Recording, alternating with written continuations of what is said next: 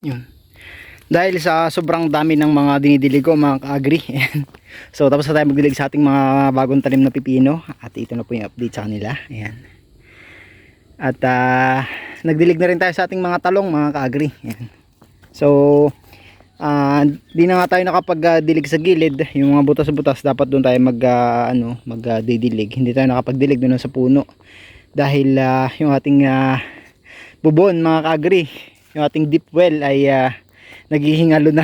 Ayan, naglagay tayo dito kanina ng ng saha ng saging dahil sobrang init kanina. Ayan, tinaklubang ko muna yung mga tanim nating sili mga ka-agri. Ayan, so sabi ko nga sa inyo ay hindi tayo nakapag dilig ng marami dahil yung ating bubon ay naghihingalo na mga ka-agri. Ayan, at tayo kanina pa nagdidilig at ang lumalabas na mga ka-agri kulay ganito na. Ayan, nauubos na ang tubig mga ka-agri. Yan, nakikita nyo naman talagang na ito, ubos na ang laman. Tingnan mo, tatabuin ko at sagad na sa ilalim ang ang tubig. Hindi na bumabaon yung natin, yung ating pang sadlok. Ayan ganda na lang yan talaga. Ayan. Naiga na mga ka-agri at ito yung niya, yung bukalo sa gilid, yung na yun, yung parang butas. May doon, may source ng doon, tubig. May lumalabas yung bukal. Tapos marami yan sa gilid-gilid. Ay dahil tayo kanina pa kakadlo-kadlo dito mga ka-agri, ay tinan mo naman na lumalabas. So ayan na. Chocolate na.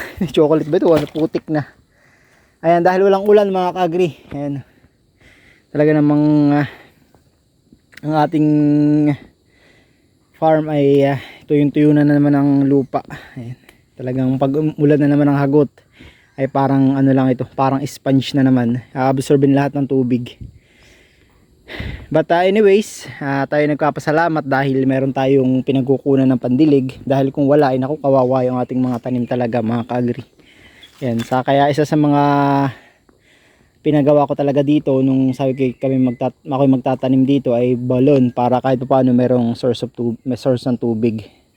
Kahit wala na munang kuryente. Balak natin magpakabit ang kuryente na nakaraan mga ka-agri, dahil kinapos tayo sa budget ay hindi na muna. So balak din sana naming bumili ni Mrs. ng submersible water pump.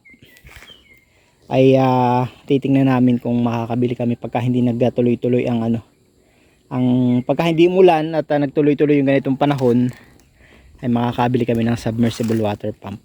Para kahit paano ay makatulong. So siguro nagtataka kayo kung saan ko naman isasaksak kayo wala namang kuryente dito. Ayan, so matadala din dito yung yung water pump, yung generator mga ka-agri, dahil may generator sa bahay ginagamit ni Mrs. pag walang kuryente at siya may turo yung ginagamit niya. So matadala natin yung dito at magagamit natin pagka tayo magdidilig mga ka-agri. At tayo hindi pa rin tapos magdilig mga ka-agri dahil ako nagtabo pa. Pinakita ko lang sa inyo kung ano yung lagay ng ating bubon. Ayan, naghihingalo na nga. Tayo nagdidilig pa dun sa mga pipino natin doon dahil namumunga na. Baka pag nag-produce na ng pagka i-harvest na yung bunga ay mapait dahil kulang sa tubig mga ka-agri. Ayan, kaya tayo nagdidilig.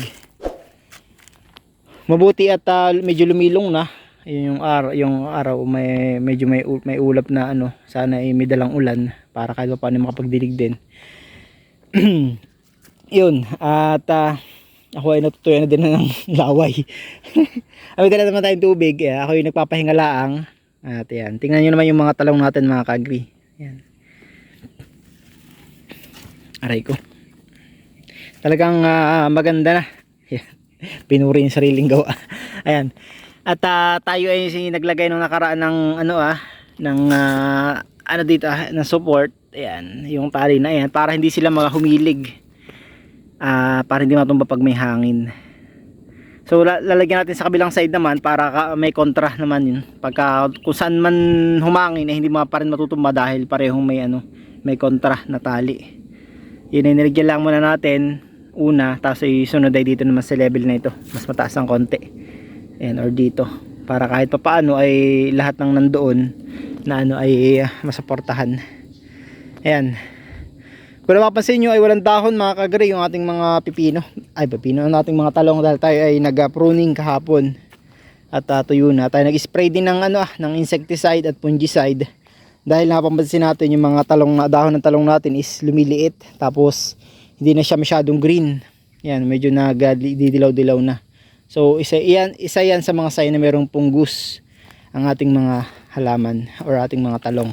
Yan. So ito yung update mga ka-agri at tayo magdidilig ulit. At tayo hindi pa tapos para tayo ay makatapos na at ay makapagpahinga na.